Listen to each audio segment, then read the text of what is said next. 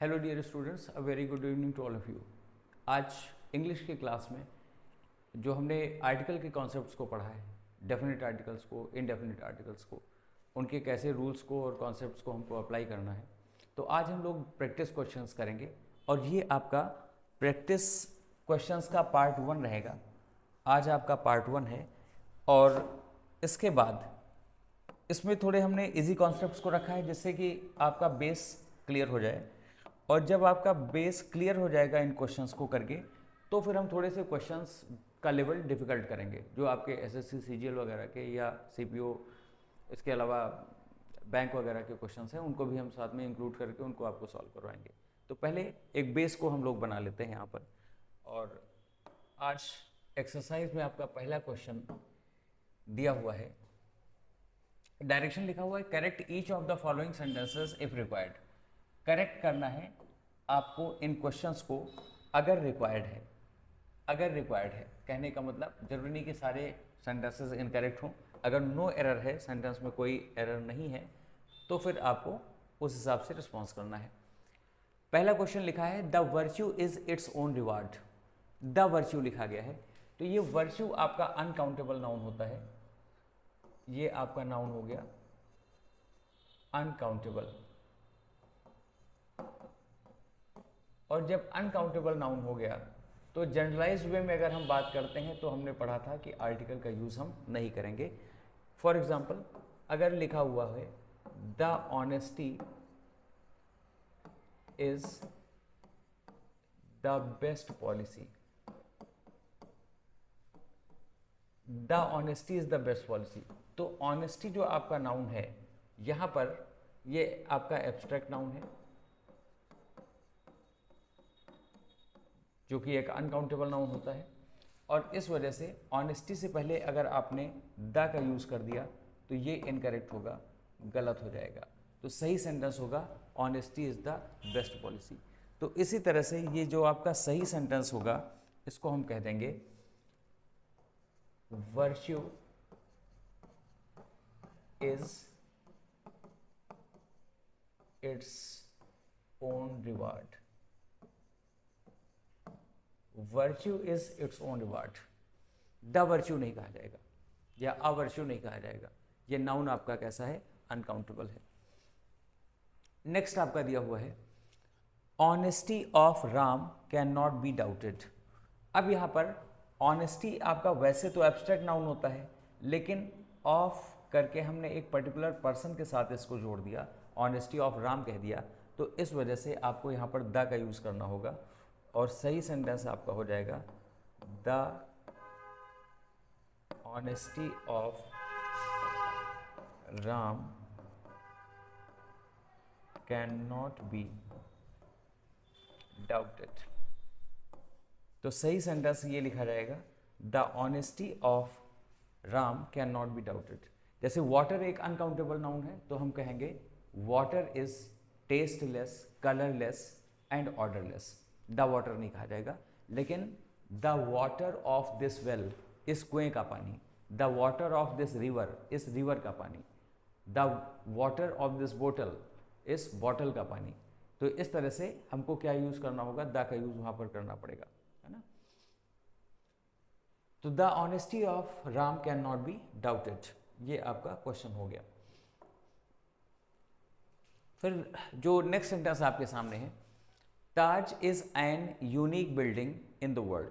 ये सेंटेंस आपके सामने है, Taj is an unique building in the world. आपको मैंने बताया था कि जो मॉन्यूमेंट्स हैं, कहने का मतलब क्या कि जो रिलीजियस हिस्टोरिकल बिल्डिंग्स हैं, और हिस्टोरिकल बिल्डिंग्स के साथ हम क्या कर देते हैं? द का यूज़ कर देते हैं। तो आपको क्या लिखना पड़ेगा? द ताज या द ताजमहल इज। और यहाँ पर हम देखेंगे तो इस यूनिक, इसका जो इनिशियल साउंड है इस वर्ड का, वो यूनिक जब आप कह रहे हैं तो या का साउंड आ रहा है। यूनिक कहने में एक कॉन्सोनेंट साउंड है, और कॉन्सोनेंट साउंड है तो फिर एन का यूज़ यहाँ पर इनकरेक्ट हो जाएगा। तो the Taj is a unique building in the world. A unique building कहेंगे, क्योंकि इसका यूनिक का जो इनिशियल साउंड है वो कैसा है, कॉन्सोनेंट का है, और कॉन्सोनेंट साउंड की वजह से हमको यहाँ पर आ का यूज़ करना हुआ। और यहाँ पर क्या किया हमने, एक मॉन्यूमेंट है, एक हिस्टोरिकल बिल्डिंग है, और इस वजह से हिस्टोरिकल बिल्डिंग से पहले हमने क्या यूज़ कर दिया, द का यूज़ कर दिया। नेक्स्ट आपका दिया हुआ है iron is an useful metal. Iron is an useful metal. तो यहाँ पर आयरन जो आपका नाउन लिखा हुआ है ये आपका कैसा नाउन है, मेटीरियल नाउन है, अनकाउंटेबल नाउन है, तो इस वजह से इसमें कोई दिक्कत नहीं, द आयरन नहीं कहा जाएगा, एन आयरन नहीं कहा जाएगा। मेटल आपका सिंगुलर काउंटेबल नाउन है, और उससे पहले जो आपने यूजफुल एडजेक्टिव लिखा है इसकी साउंड के हिसाब से एन सुटेबल नहीं है, सॉरी, एन यहाँ पर सुटेबल नहीं है, और यहाँ पर हमको लिखना पड़ेगा iron is a useful metal. Iron is a useful metal. Iron क्या है, एक उपयोगी मेटल है, धातु है। तो यूजफुल जो आपका साउंड देता है या का साउंड देता है। हालांकि जब तक कि नाउन नहीं होगा तब तक हम यहाँ पर आर्टिकल नहीं यूज कर सकते, ये चीज ध्यान रखिएगा। अगर हमने ये लिख दिया दिस बुक इज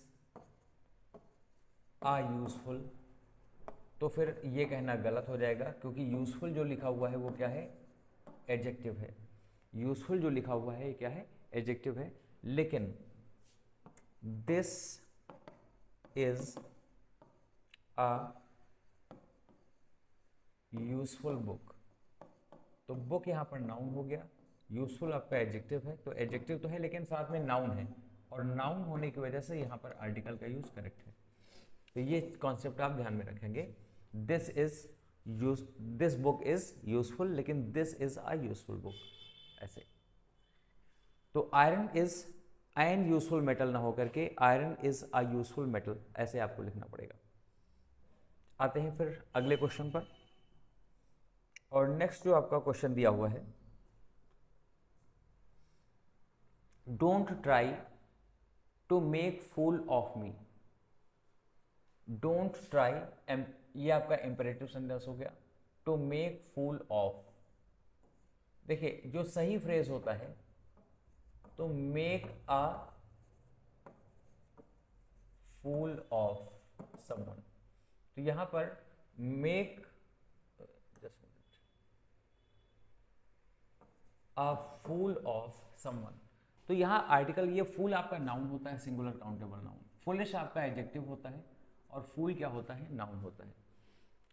देखिए जैसे ये लिखा हुआ है,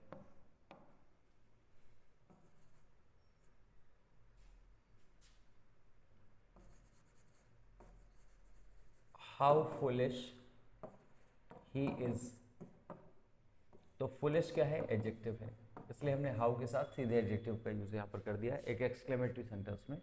हाउ फुलिश ही इज, वो कितना मूर्ख है। लेकिन what a fool he is, what a fool he is, fool आपका क्या होता है, ये नाउन है ना कि एडजेक्टिव, और ये जब नाउन है तो इसके साथ हमको आर्टिकल यूज यहाँ पर करना हुआ था। तो इसी टाइप में मेक अ फूल ऑफ, ये आपका एक फ्रेज होता है, फुल नाउन है, इस वजह से हमको आर्टिकल का यूज यहाँ पर करना होगा। और ये सही सेंटेंस आपका क्या हो जाएगा, सही सेंटेंस जब लिखेंगे तो ये होगा don't try to, don't try to make a fool of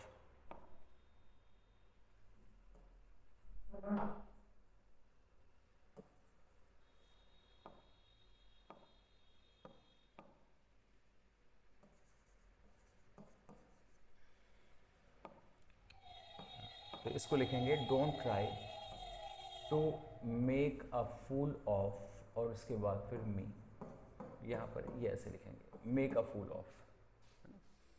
उसके बाद फिर ही इज़ एन यूरोपियन। देखिए ये जो वर्ड आपका लिखा है यूरोपियन, पहले तो इसको हम लोग डिस्कस कर लें।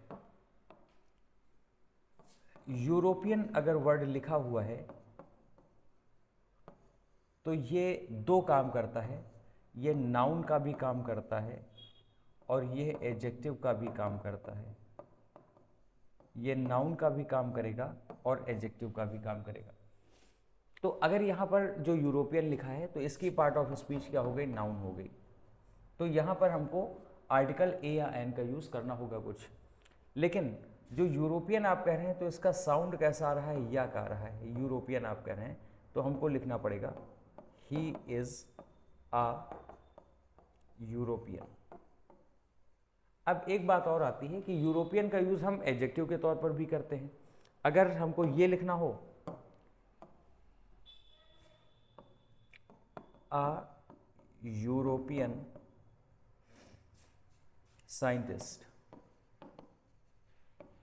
आ यूरोपियन साइंटिस्ट, तो साइंटिस्ट नाउन हो जाएगा और इस नाउन के लिए यूरोपियन क्या काम करेगा, एडजेक्टिव का काम करेगा। जो प्रॉपर नाउन से बनते हैं एडजेक्टिव, इनको हम क्या कह देते हैं, प्रॉपर एडजेक्टिव्स कह देते हैं।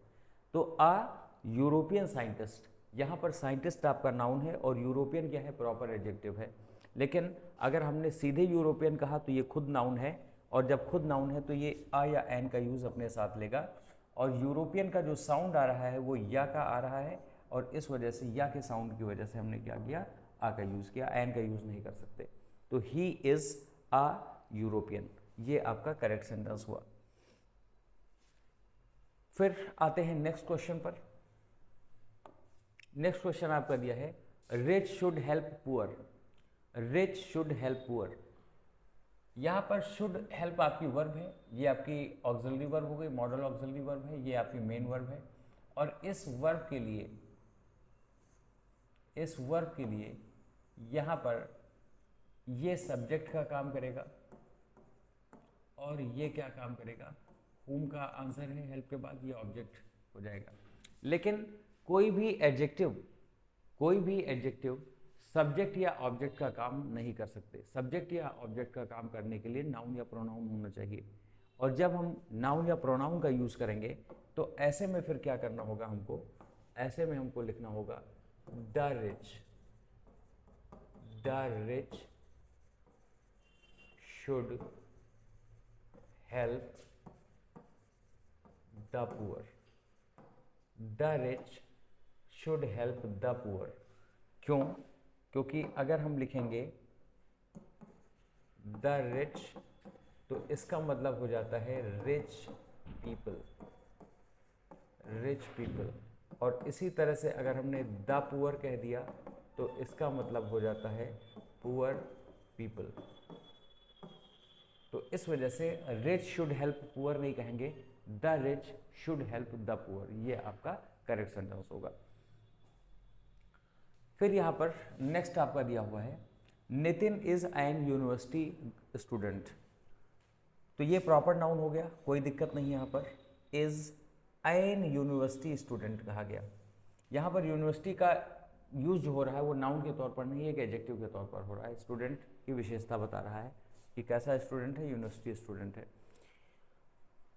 तो खैर चाहे वो नाउन के तौर पर हो या एडजेक्टिव के तौर पर हो, उसकी साउंड क्या है, यूनिवर्सिटी कहने में या का साउंड आ रहा है, यूनिवर्सिटी। और इस वजह से यहाँ पर आर्टिकल जो आप यूज़ करेंगे एन का यूज़ नहीं करेंगे, आ का यूज़ करना पड़ेगा। और सही सेंटेंस जो आप लिखेंगे, सही सेंटेंस आप क्या लिखेंगे, Nitin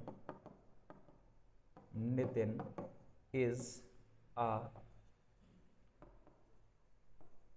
university student. Nitin is a university student. यहाँ पर आर्टिकल एन नहीं आएगा, आ का यूज़ किया जाएगा। साउंड कैसी है, ये आपकी कॉन्सोनेंट साउंड है। वावल लेटर जरूर है, स्टार्टिंग का लेटर जो है आपका वावल का है, लेकिन जो आपका साउंड है इनिशियल वो कैसा है, कॉन्सोनेंट का है। फिर आते हैं अगले क्वेश्चन पर। क्वेश्चन नंबर 8 के बाद आते हैं क्वेश्चन नंबर 9 पर।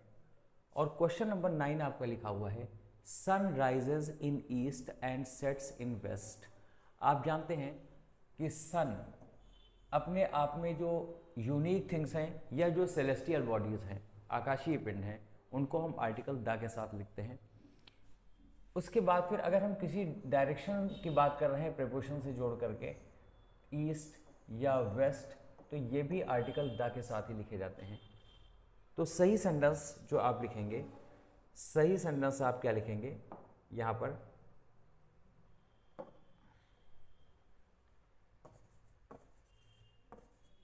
The sun rises in the east and sets in the west। तो जो सेलेस्टियल बॉडीज हैं उनके नाम के साथ भी आपको द का यूज करना है, तो द सन आप लिखेंगे। इसी तरह से जो ईस्ट या वेस्ट जो डायरेक्शंस के नाम हैं, अगर ये प्रीपोजिशन के साथ आ रहे हैं, मतलब जब ये एडवर्ब के तौर पर आते हैं, तब फिर हम इनमें आर्टिकल का यूज़ नहीं करते। जैसे गो नॉर्थ है ना, वो वर्ब के तुरंत बाद पढ़ेंगे। फिर उसके बाद this is an useful book. अभी हम लोगों ने डिस्कस किया था, जब आप यूजफुल कहेंगे, जब आप कहेंगे यूजफुल, तो फिर इसका जो इनिशियल साउंड है यूजफुल कहने में या का आएगा, और इस वजह से यहाँ पर ये अपने आप में क्या है, एक एडजेक्टिव है, तो आर्टिकल तब तक नहीं यूज़ किया जा सकता। लेकिन अगर आपने बुक जोड़ दिया नाउन, अगर आपने बुक नाउन जोड़ दिया, तो यहाँ पर आ या एन में से कुछ लाना पड़ेगा इंडेफिनिट आर्टिकल के तौर पर। और यहाँ पर ये जो साउंड है यूज़फुल या का आ रहा है, इस वजह से हम आ का यूज़ करेंगे, एन का यूज़ नहीं कर सकते। तो सही सेंटेंस हमारा यहाँ पर क्या होगा, ये हो जाएगा this is a useful book। This is a useful book, ये हमारा करेक्ट सेंटेंस आया यहां पर।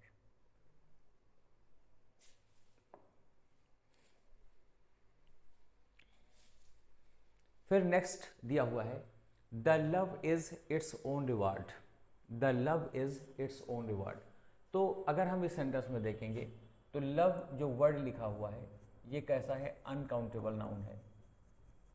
ये हो गया अनकाउंटेबल नाउन, और जब ये अनकाउंटेबल नाउन हो गया तो इसके साथ आर्टिकल का यूज़, इसका साथ जो है आर्टिकल का यूज़ नहीं किया जाएगा, द का यहाँ पर कोई काम नहीं है। तो इस वजह से सही सेंटेंस जो आप लिखेंगे ये हो जाएगा love is its own reward. एक चीज़ और ध्यान रखेंगे, जो इट्स यहाँ पर लिखा हुआ है ये पॉजिटिव केस है इट का। एक इट्स लिखा हुआ है और एक इट्स ऐसे लिखा हुआ है, तो इन दोनों में फ़र्क आपको ध्यान में रखना है।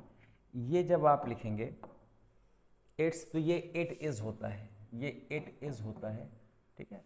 जैसे हम ये लिख दें it's my turn now, it's my turn now, इसका मतलब अब मेरी बारी है। ये होता है इट इज़, ये हो जाएगा इट इज़ हो जाएगा ये।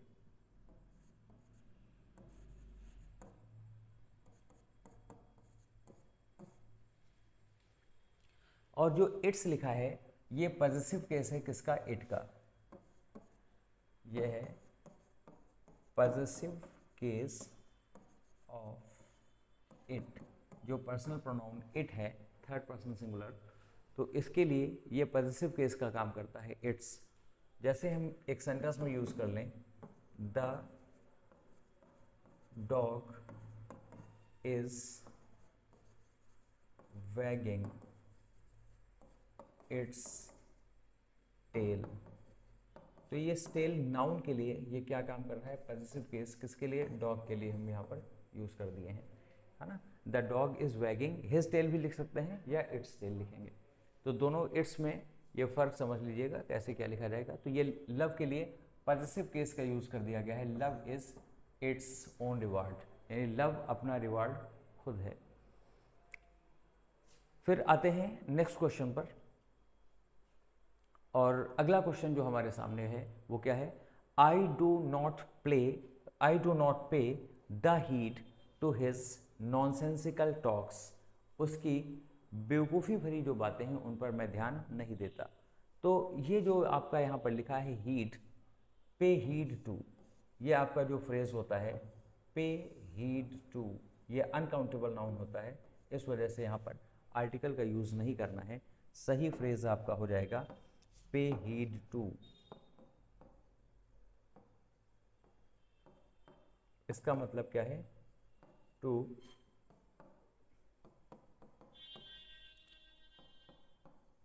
पे अटेंशन टू, है ना। टू का मतलब टू समथिंग, किसी चीज़ पर ध्यान देना। जैसे यहाँ पर टू के बाद ऑब्जेक्ट आ गया, हिज नॉनसेंसिकल टॉक्स, ठीक है। तो I do not pay, the heed ना होकर के I do not pay heed to his nonsensical talks. Correct sentence आप इसको लिखना चाहें तो ऐसे लिखेंगे, I do not pay heed to his nonsensical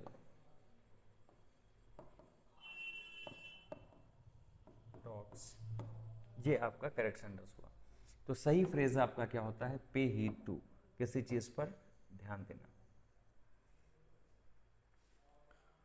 फिर उसके बाद नेक्स्ट आपका जो सेंटेंस दिया हुआ है, it is a word where rich hate poor. Word से पहले आमतौर पर तो हम द का यूज करते हैं, जैसे इन द वर्ल्ड लिखते हैं, लेकिन यहाँ पर एक टाइप के वर्ड के बारे में बात हो रही है। ये एक ऐसी दुनिया है, एक ऐसी दुनिया जहाँ अमीर नफरत करते हैं किससे? गरीबों से। तो यहाँ पर ये हेट जो आपकी वर्ब है, जो हेट आपकी वर्ब है, इसके लिए ये सब्जेक्ट का काम करेगा और इस वर्ब के लिए ये क्या करेगा? ऑब्जेक्ट का काम करेगा। और जब ये सब्जेक्ट और ऑब्जेक्ट का काम करेंगे तो ये एडजेक्टिव नहीं रह सकते, इनको आपको नाउन इक्विवेलेंट बनाना पड़ेगा। और ऐसा करने के लिए हमको क्या करना पड़ेगा? इनसे पहले द का यूज़ करना है। तो आप इस सेंटेंस को सही तरीके से लिखेंगे, ये हो जाएगा, it is a word, it is a word where the rich hate the poor, the rich hate the poor। तो यहाँ पर the rich और the poor का यूज़ किया गया। a वर्ड यहाँ पर सही है, लेकिन हम the वर्ड का यूज़ कैसे करते हैं? जब पूरी दुनिया के बारे में बात करते हैं, जैसे हम ये लिख दें, Jeff Bezos is the richest man in the world। In the world का मतलब पूरी दुनिया में, लेकिन अ वर्ड कहने का मतलब एक ऐसी दुनिया, एक टाइप को बताने लगता है। जैसे यहाँ पर आगे जोड़ दिया गया है, जहाँ पर ये एक ऐसी दुनिया है जहाँ पर अमीर लोग घृणा करते हैं गरीबों से। उसके बाद फिर माई friend is in a great trouble. अगर हम देखेंगे यहाँ पर ट्रबल आपका जो नाउन है ये कैसा है? अनकाउंटेबल है। ये नाउन हो गया अनकाउंटेबल, और जब ये अनकाउंटेबल नाउन है तो फिर हमको यहाँ पर आर्टिकल का यूज़ नहीं करना होगा। हालांकि कुछ ऐसे भी आपके अनकाउंटेबल नाउन होते हैं जिनके साथ अगर हम सर्टेन टाइप के एडजेक्टिव्स यूज़ कर देते हैं तो वो आर्टिकल ले लेते हैं, जैसे a good knowledge of something. लेकिन आ गुड एडवाइस नहीं कहा जा सकता, आ गुड एडवाइस नहीं कहा सकता, केवल गुड एडवाइस कहा जाएगा, अनकाउंटेबल नाउन है। इनका यूज़ आपको बहुत अच्छे से समझना पड़ेगा, सीखना पड़ेगा कि कैसे इनका हम यूज़ करेंगे। तो my friend is in a great trouble ना कह करके हमको यहाँ पर इसको सही तरीके से लिखना पड़ेगा सेंटेंस को, और ये हो जाएगा माई friend is in great trouble. Great trouble का मतलब बहुत ज़्यादा परेशानी। आ ग्रेट ट्रबल, आ क्या होता है? कैटेगरी को बताने लगता है, इस टाइप की प्रॉब्लम, है ना। बहुत टाइप की हो और उनमें से वो भी एक सर्टेन टाइप को बताए। तो ये होगा my friend is in great trouble, ये आपका करेक्ट सेंटेंस हो जाएगा। नेक्स्ट सेंटेंस की अगर हम बात करें तो लिखा हुआ है the game has come to an end. The game has come to end, है ना। तो ये कम टू एंड जो आपका लिखा हुआ है, गेम एक डेफिनेट का मतलब नाउन के तौर पर हमने यूज़ कर दिया है तो आर्टिकल द हो गया। द गेम यानी वो खेल जो चल रहा है। हैज़ कम टू एंड, तो कम टू एंड नहीं कहा जाता, कम टू एन एंड कहा जाएगा। ये आपका सिंगुलर काउंटेबल नाउन के तौर पर यूज़ किया जाएगा। सही फ्रेज है कम टू एन एंड, सही फ्रेज है कम टू एन एंड। और सही सेंटेंस जब हम लिखेंगे तो ये सेंटेंस ऐसे लिख दिया जाएगा, the game has come to an end, the game has come to an end. ये आपका करेक्ट सेंटेंस हुआ। आगे लिखा हुआ है more you get more you want. यहाँ पर दो क्लॉजेस, आपकी दो क्लॉजेस दी हुई हैं। एक लिखा है मोर यू गेट और दूसरा क्या लिखा है मोर यू वांट। जितना ही तुम प्राप्त करते हो उतना ही तुम और चाहते हो, तो जितना ही उतना ही पैरेलल इंक्रीज होने के कंस्ट्रक्शन को ये बता रहा है। और ऐसे में आपको क्या करना पड़ेगा, दोनों ही कंपैरेटिव डिग्री से पहले, इन दोनों कंपैरेटिव डिग्री से पहले आपको क्या लिखना पड़ेगा, द लिखना पड़ेगा। इन दोनों से पहले आपको लिखना पड़ जाएगा द। तो सही सेंटेंस जो आप लिखेंगे, सही सेंटेंस आपका हो जाएगा क्या, the more you get, the more you want, the more you get the more you want। मतलब जितना ही तुम प्राप्त करते हो उतना ही तुम और चाहते हो। तो ये आपका सेंटेंस हुआ, the more you get the more you want.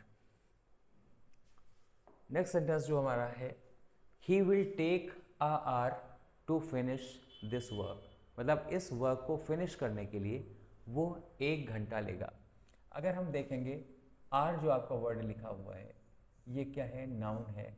ये आपका सिंगुलर एंड काउंटेबल नाउन है। और जब सिंगुलर एंड काउंटेबल नाउन है तो आ या एन का यूज़ यहाँ पर होना चाहिए। लेकिन जब आप देखेंगे आर तो इसका साउंड कैसा आ रहा है, इसका साउंड आ रहा है वाउल का, है ना। हम क्या कहेंगे, आर कहेंगे। और जब हम आर कहेंगे या आवर मान लीजिए कह लीजिए, तो फिर यहाँ पर वॉल साउंड आएगी। और जब वॉल साउंड आएगी तो ऐसे में हमको एन का यूज़ करना होगा। और सही सेंटेंस जब आप इसको लिखेंगे तो हो जाएगा ये, he will take an hour to finish this work. मतलब इस काम को फिनिश करने के लिए उसे 1 घंटा लगेगा, वो 1 घंटे लेगा। His father is a MP। Sentence जो आपका अगला लिखा हुआ है, his father is a MP। MP अगर आप कहेंगे तो ये क्या हुआ, मेंबर ऑफ पार्लियामेंट। और मेंबर ऑफ पार्लियामेंट जब आप लिखेंगे तो बिल्कुल आर्टिकल ज़रूर लगेगा। लेकिन जब आप MP कहेंगे, MP, तो वाउल साउंड पहले। और जब वाउल साउंड पहले आ रही है तो फिर यहाँ पर आ का यूज़ ना हो करके इसके साथ हमको क्या करना पड़ेगा, एन का यूज़ करना पड़ेगा। तो सही सेंटेंस यहाँ पर हम जब लिखेंगे तो ये होगा,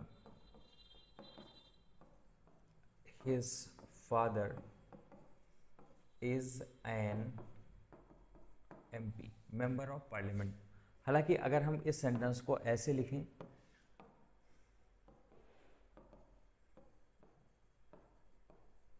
his father is an member of parliament, तो गलत हो जाएगा। क्योंकि जब हम मेंबर बोलेंगे तो साउंड कैसा आएगा, माँ का साउंड आएगा। तो इस वजह से यहाँ पर एन का यूज़ इनकरेक्ट है। एन का यूज़ यहाँ पर ना करके हमको क्या लिखना पड़ेगा, आ लिखना पड़ेगा। और सही सेंटेंस हो जाएगा कि his father is a member of parliament, a member of parliament. लेकिन his father is a MP नहीं कहा जाएगा, एन MP कहा जाएगा। ये यहाँ पर करेक्ट है, एन MP कहेंगे। चलिए आते हैं फिर अपने अगले क्वेश्चन पर। क्वेश्चन दिया है, he is an one eyed man. One eyed man, अगर ये कहा गया है, यहाँ इन्फिनेटेड नाउन हो जाएगा यहाँ पर। लेकिन जब आपने वन कहा तो साउंड कैसा आ रहा है, वा का आ रहा है, जो कि अपने आप में क्या है, एक कॉन्सोनेंट साउंड है। और जब ये एक कॉन्सोनेंट साउंड हो जाता है तो फिर भले ही स्पेलिंग कैसी है, ओ से स्टार्ट है, लेकिन आपको एन का यूज़ नहीं करना है, यहाँ पर क्या यूज़ करना पड़ेगा, आ, क्योंकि साउंड आपका कैसा आ गया है, ये कॉन्सोनेंट का साउंड आ गया है, वन कहा जा रहा है। तो सही सेंटेंस जब आप लिखेंगे तो हो जाएगा he is a one eyed man, a one eyed man, ऐसे कहेंगे हम। लेकिन अगर हमको ये लिखना हो,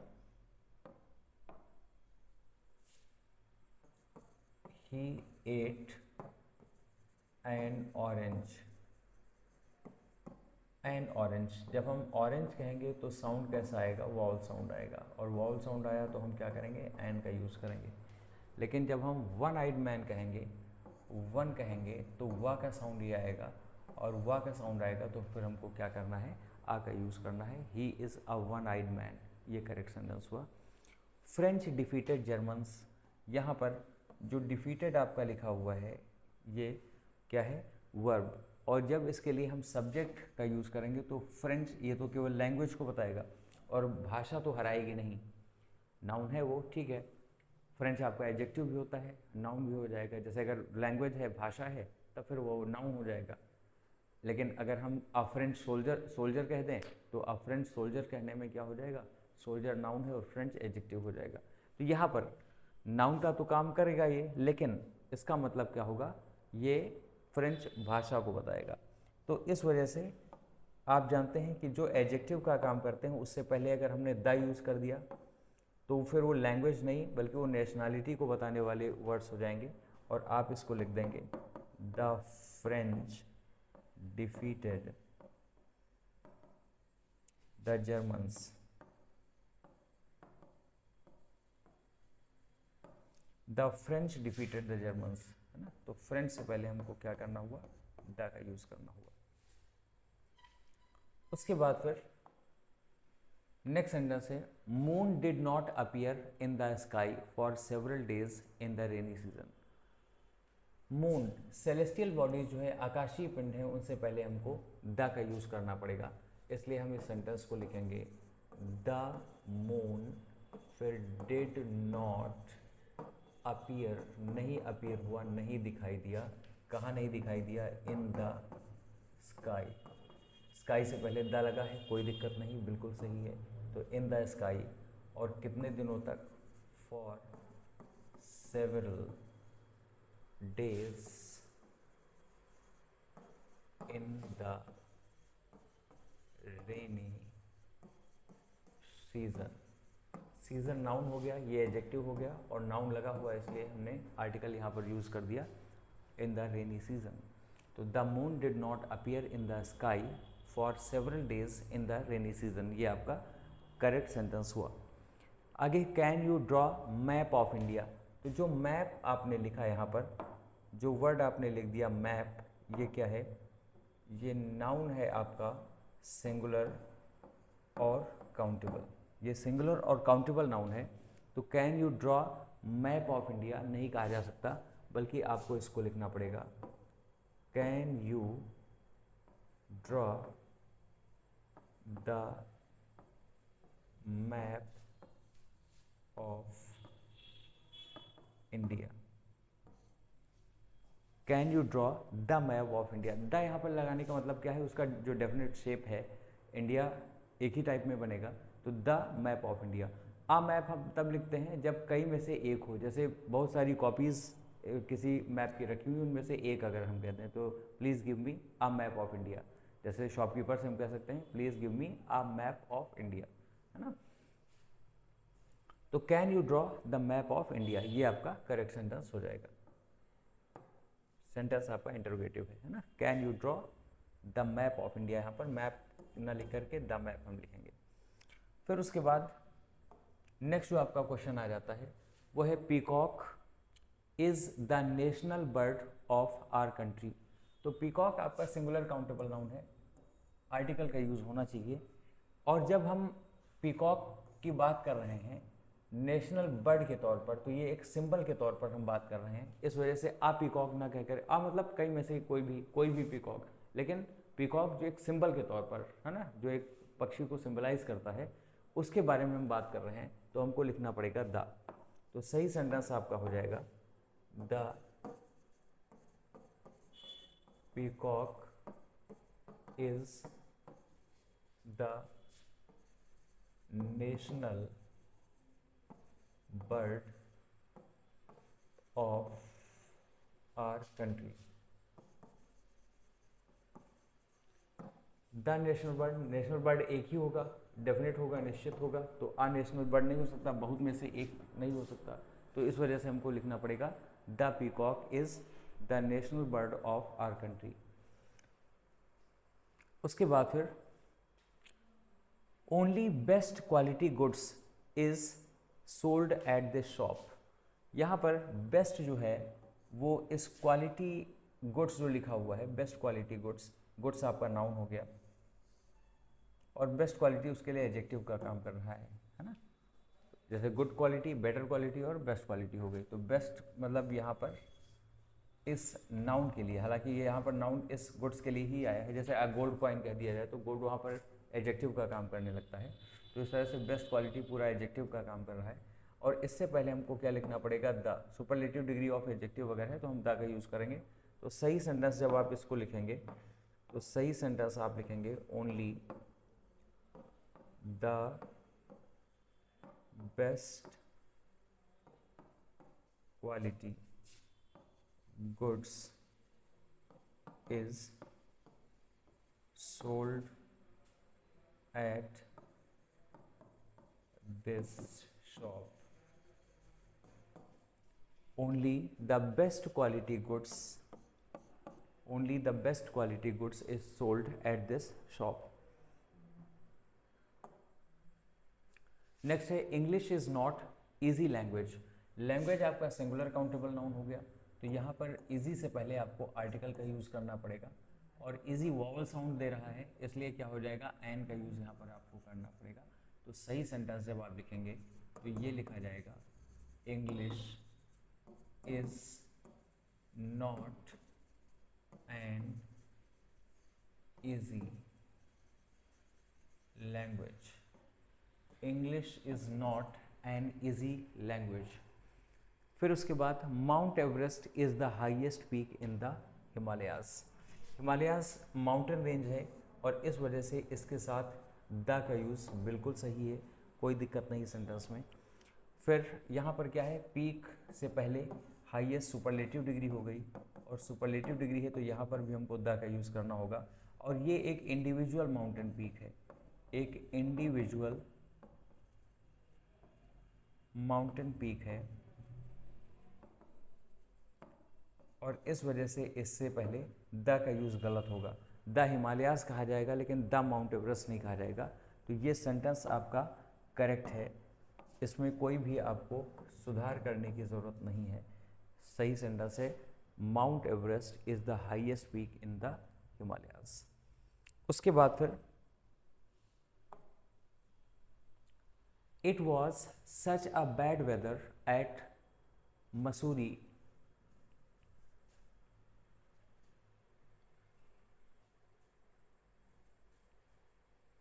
यहाँ पर ये मसूरी कर लेंगे, तो ये जो है टाइपिंग एरर है यहाँ पर। That we had to stay at home.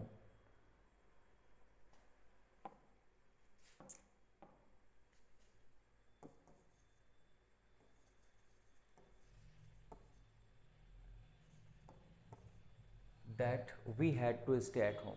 तो it was such a bad weather, weather से पहले बैड कह दिया गया है और यहाँ पर ये आ यूज़ कर दिया गया है। तो a bad weather at Mussoorie that we had to stay at home. तो एट होम यहाँ पर कोई दिक्कत नहीं, सेंटेंस आपका करेक्ट है, यहाँ पर आ का यूज़ करना पड़ेगा वेदर के लिए। उसके बाद फिर he took to the habit of smoking at early age. तो he took to the habit of smoking at early age ना कह करके फ्रेज आपका हो जाएगा एट एन अर्ली एज। तो सही सेंटेंस आप लिख देंगे ही